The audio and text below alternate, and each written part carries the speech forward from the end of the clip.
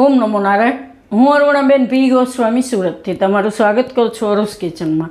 આજે આપણે બનાવશું મોમોસ. તો મોમોસ આપણે પહેલાં બનાવ્યા જ છે, પણ આજે આપણે બનાવશું રસ્સાવાળા મોમોસ. તો એના સારું આપણે જોઈએ કોબી. તો આ આપણે કોબી છે એમાંથી અડધી કોબી વાપરશું. એક ગાજર લીધું છે આપણે, એક મરચું ને થોડુંક આદું, 2 ટમેટાં અને 2 આપણે ડુંગળી લીધી છે, થોડાક લીલા ધાણા લીધા છે, થોડુંક લીલું લસણ લીધું છે અને થોડુંક આ લસણની કર્યું 4 થી 5 સૂકું લસણ એમ. અને નોર્મલ બેઝિક મસાલા જો હે આપણે હળદર, ધાણા, જીરું, હિંગ એ બધું, લાલ મરચું અને મેંદો. તો આ લોટ આપણે મેંદાનો લીધો છે, 1 કપ ઉપર થોડોક છે એમ, 1/2 કપ જેટલો. મીઠું જોહે સ્વાદ પ્રમાણે, તેલ જોહે અને પાણી જોહે. તો પહેલાં આપણે આ કોબી છે એને સુધારવાની છે ઝીણી એમ. તો તમે છીણવી હોય તો છીણી હગો, નહીં તો પછી ઝીણી ઝીણી સુધારી હગો એમ. છીણવી હોય તો આરામથી થઈ જાય એકદમ, આપણે જે રીતે ગાજર છીણીએ એ રીતે. તો આ મોમોસ બનાવી તો આપણે ચટણી બનાવવાની જરૂર નહીં પડે, એમનેમ જ એકદમ સરસ ટેસ્ટમાં સારા લાગશે એમ. આપણે આમાં છીણી લે હું થોડીક, એટલે આ રીતની ઝીણી થઈ જાય એમ. તો આપણે અડધું કોબી આ રીતે છીણી લીધું છે. હવે આપણે ગાજર, તો ગાજર એના ભેગું જ આપણે છાલ કાઢી અને છીણી લેવું.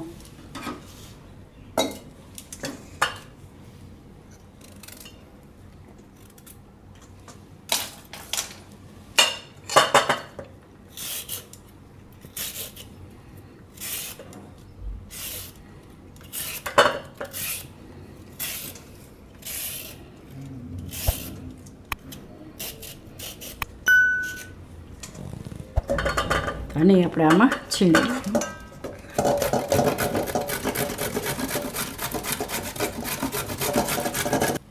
આપણે ગાજરે આપણે આ રીતે છીણી લીધું છે, કોબી ને ગાજર બે. હવે આમાં આપણે નાખી દઈશું થોડુંક મીઠું આ રીતે. હવે એને મિક્સ કરી દઈશું આમાં અને થોડીક વાર એને રહેવા દેવું, એટલે આનું પાણી બધું નીકળી જાય ને મીઠું ચડી જાય આમાં કોબી અને ગાજર બેયમાં એમ. એટલે વધારાનું પાણી આપણે કાઢી શકીએ એમ, એટલે ઢીલું ન થાય. એટલે થોડીક વાર આને આપણે 5 મિનિટ કે 10 મિનિટ જેવું બીજી તૈયારી કરી ત્યાં સુધી આને રહેવા દેવાનું એમ, એટલે વધારાનું પાણી નીકળી જાય એમ. તો જે લોટ બાંધીએ ને ત્યાં સુધી માની થઈ જાય પ્રોસેસ એમ. તો આને રહેવા દેવું. તો એ થાય ત્યાં સુધીમાં આપણે આનો લોટ બાંધી લેવું. તો આ મેંદો છે એને આમાં લઈ લેવું આપણે કાથરોટમાં, અને થોડુંક મીઠું નાખીશું એમાં આપણે, અને પાણી નાખતા જાઉં ને લોટ એનો બાંધી લેવું. નોર્મલ આપણે જેવો રોટલીનો લોટ હોય એવો જ આનો લોટ આપણે બાંધવાનો છે. બહુ ઢીલો નહીં અને બહુ કઠણ નહીં એમ.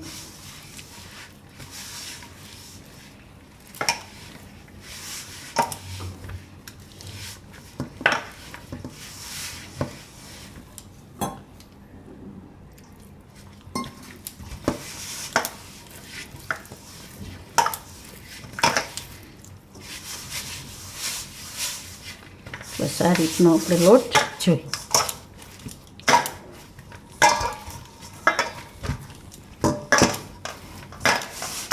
આને થોડુંક તેલવાળું કરી લેવું.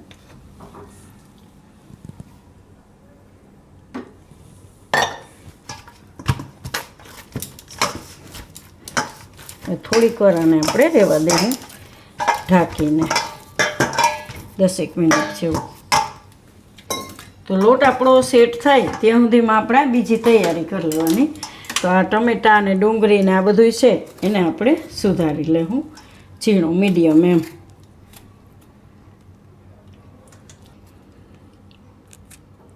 આ રીતનું આને સુધારી લેવું. ડુંગળી આપણે એ રીતે સુધારી લેવું.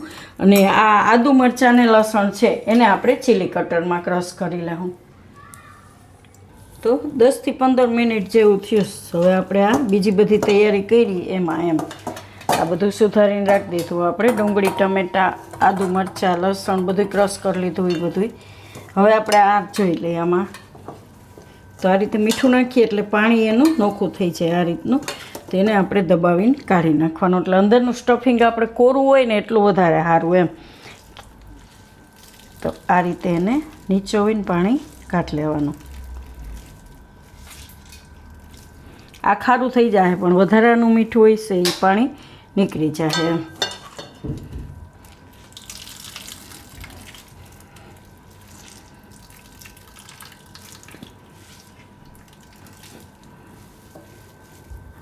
આ રીતનું સ્ટફિંગ જોઈએ આપણે, થોડુંક કોરું એમ. અને આ પાણીને તમે રસામાં નાખવું હોય તો નાખી શકીએ આપણે એમ, જે રસો બનાવીએ એમાં વાપરી શકીએ.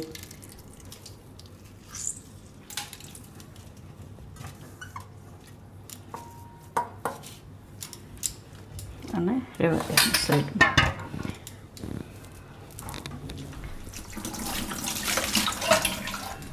એમાં થોડાક બીજા મસાલા નાખશું, એ ઓપ્શનલ છે. ખાલી આ રીતનું હશે સ્ટફિંગ તોય સારું લાગશે, પણ થોડુંક આપણે એને સ્વાદિષ્ટ બનાવી. તો આદુ મરચાં લસણ થોડુંક નાખી દઉં એટલે મસ્ત લાગે એમ.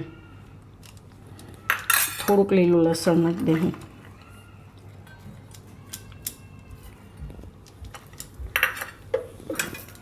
હવે આને મિક્સ કરી લઉં આપણે.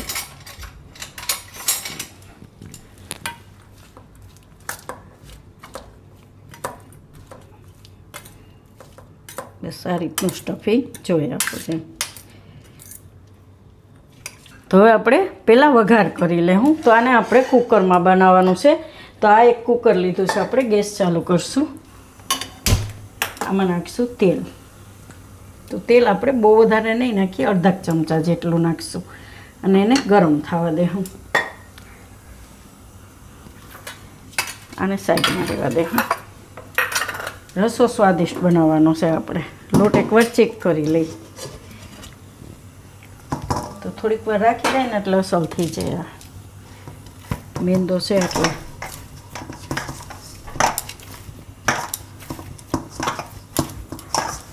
આ રીતનો લોટ જોઈએ આપણે. વારવામાં થોડોક લોટ એક્સ્ટ્રા લઈ લેવાનો.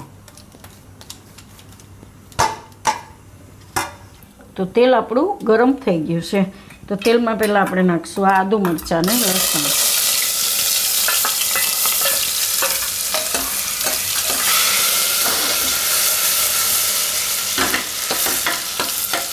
હવે ડુંગળી.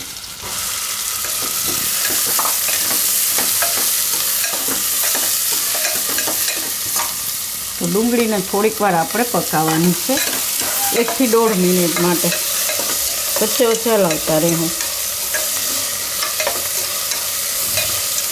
તો ડુંગળી આપણે થોડીક વાર પકાવી લીધી સારી રીતની. થોડીક કલર ચેન્જ થઈ જાય ને આમ પોચી પડી જાય એવી, એટલે એનો સ્વાદ સરસ આવશે આ રીતના. હવે એમાં નાખી દઉં આ થોડુંક લીલું લસણ આપણે જે.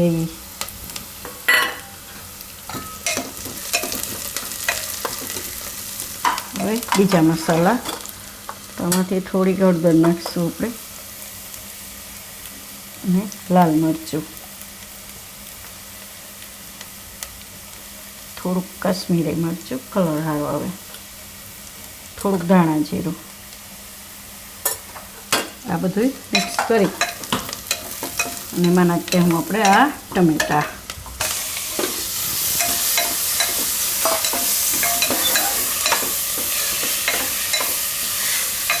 ટમેટાને થોડી વાર પાકવા દેવું.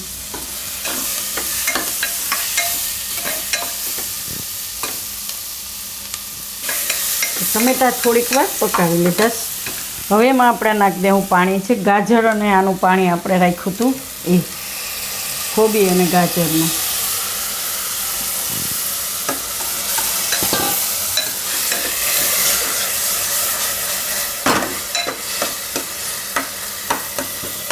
થોડાક ધાણા નાખી દેવું.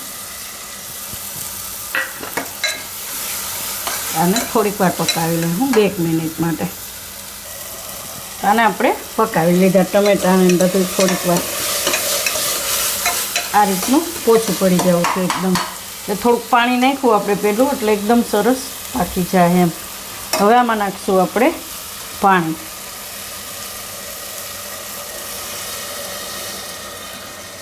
તો પાણી આપણે આમાં થોડુંક વધારે જ નાખવાનું.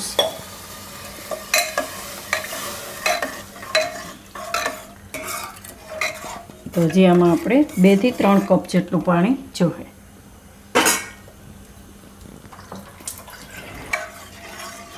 તો હજી આમાં પાણી આપણે નાખી દઉં. હવે આને ઉકળવા દઉં ઢાંકીને. ત્યાં સુધીમાં મોમોસની તૈયારી કરી લઉં. આમાંથી આપણે બનાવવાના છે. આ રીતનો એક લુઓ લેવાનો, ગોળ કરીને થોડોક લોટવાળું કરી લેવાનું એટલે ચોટે નહીં. આ રીતનું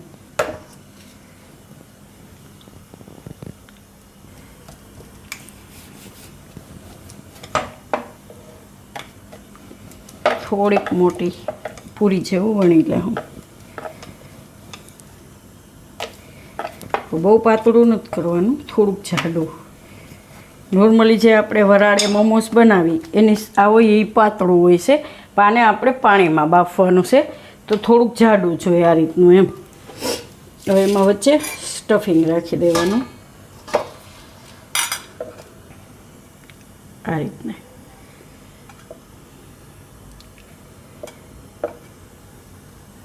હવે એને પોટલી જેવું આપણે બનાવી લેવાનું આ રીતના. બધી બાજુથી ફોલ્ડ થઈ જવું જોઈએ એમ. તમે કોઈ પણ શેપમાં બનાવી શકો. મેંદાનો લોટ હોય એટલે એ તમારે આરામથી એકદમ સરસ થઈ જાય. આ રીતે વાળી લેવાનું.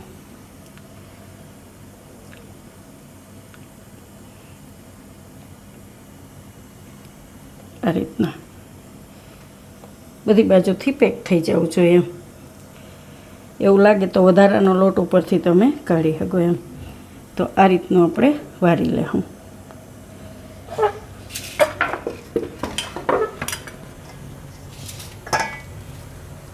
બધા એ રીતે વારી લેવું. તો બધાય આપણે વારી લીધા છે. તો આટલામાંથી આપણે 3, 6, 9, 11 છે મોમોસ એમ. આટલું સ્ટફિંગ ને એટલો લોટ હતો એટલામાંથી એમ. 1 કપ ઉપર થોડોક મેંદો આપણે લીધો હતો એમ. તો હવે આપણે આને જોઈ લઈએ.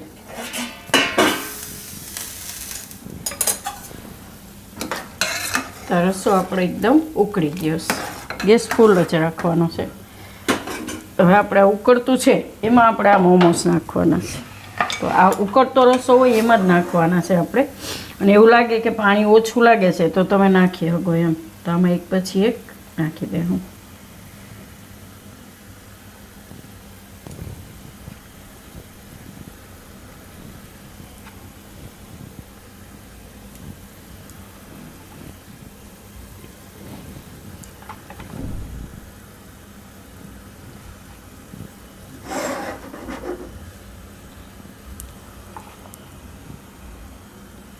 અમુક નાની મોટી સાઈઝ થઈ હોય એમ.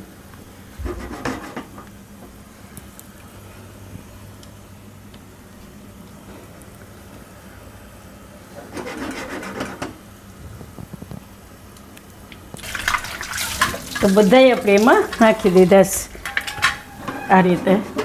હવે કુકરનું ઢાંકણું બંધ કરી દેવું. આમાં આપણે 2 થી 3 વિસલ થવા દેવું. તો કુકર આપણે હવે ઉતારી લેવું અને ખોલીને જોઈ લઈએ.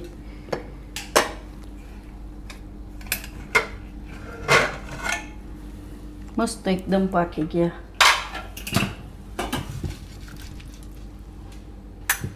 તો આ રીતે આને આપણે એટલે થોડાક જાડા રાખવા પડે કે તૂટે નહીં એમ. એટલે 2 થી 3 વિસલ થાય એટલે એકદમ પાકી જાય સરસ આ રીતના. અને રસાવાળા ખાવામાં મજા આવશે એમ.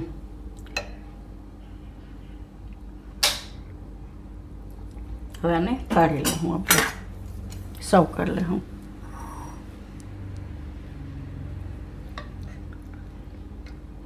મસ્ત એકદમ પાકી ગયા છે.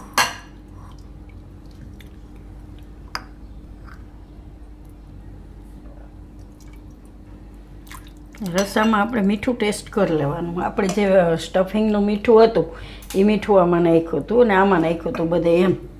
તો તમે તમારા હિસાબે ચેક કરી લેવાનું એમ.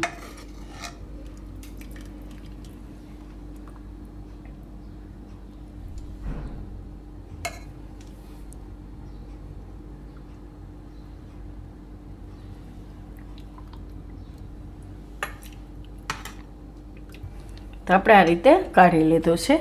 એકદમ મસ્ત લાગશે રસાવાળા મોમોસ ગરમા ગરમ ખાવામાં એમ. તો અત્યારે વરસાદની સિઝન છે તો આ રીતનું ગરમ ગરમ ખાવાની મજા આવે એમ. તો તૈયાર છે આપણા રસાવાળા મોમોસ, અને એને આપણે કુકરમાં બનાવ્યા છે એમ, કુકરમાં મોમોસ. તો જો તમને મારી આ રેસીપી પસંદ આવી હોય તો એને લાઇક કરજો, શેર કરજો અને મારી ચેનલને સબસ્ક્રાઈબ કરજો અને બેલ આઇકન દબાવવાનું ના ભૂલતા. કમેન્ટ કરીને કહેજો કે તમને કેવા લાગ્યા રસાવાળા મોમોસ.